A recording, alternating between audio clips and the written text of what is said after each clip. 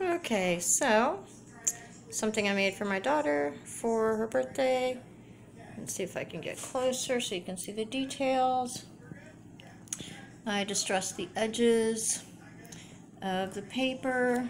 As you can see, I used some foam tape to boost it up. Made some little hearts here. Made them look like they were stitched. Popped up one of them on foam. And then in here I have some gears. Then over here I used that little silver gray circle there is out of its packaging from my granddaughter's Happy Meal. Yeah. And then I stacked up some gears there and glued them together. This is for her birthday, so I thought the clock theme was good, and with the gears and everything, you know, in a clock or a watch. And then here I cut out some words, and then using a circle cut, I cut out the now, the time, and used, gosh, what the heck is it? I'll tell you later. To make these words into flares. And then here, I don't know if you can tell, but I popped up this part on foam. And then down here, I cut that and I popped that part up on foam. I wanted the time and the now and the change to kind of stand out. And then over here, I used a stamp. My daughter's very artistic. To stamp out this little artistic girl. Unfortunately, I wasn't able to cut out the center because I didn't have an X-Acto like between her legs. And that's just used on like a brown glassine bag. And I colored it with colored pencils after I stamped it. And then I had to back it with some cardstock because she's popped up too, to give her some dimension. And then I used a gear and a little clock face for her head or her face. And I took her beret and put the number 32 on there because it's my daughter's 32nd birthday, and put it on there. So her face is a clock face. And then over here, I put some gears on there.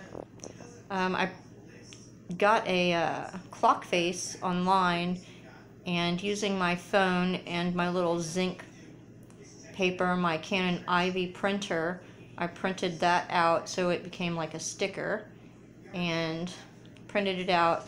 I think I backed it on some cardstock and then just put it on top and popped it up in the middle. And then I took a piece of twine here and distressed it and just tied on this little key because I wanted it to have a way to open up so that when you open it, you see what's inside. And then of course you just close it back. But I wanted like an obvious something to use to open this up. So I thought that was a cute little thing because, you know, these old-timey clocks, they used to have a little thing in them that you would wind with a key. So even though this doesn't have one in the face, I'm assuming that there would have been one on the side or something like that. And even though it doesn't have hands on it, I thought, you know, it went with the whole steampunk thing and distressed. So I left the hands off. So anyway, that is my scrapbook page. It's I did a little bit smaller than 8.5 by 11. I think I did 8 by 10.5, so that it would fit in her scrapbook, the page protector, because of the depth of the page. I wanted it to be able to go in without being squished. So there's that. And then I made this birthday card with my granddaughter's help.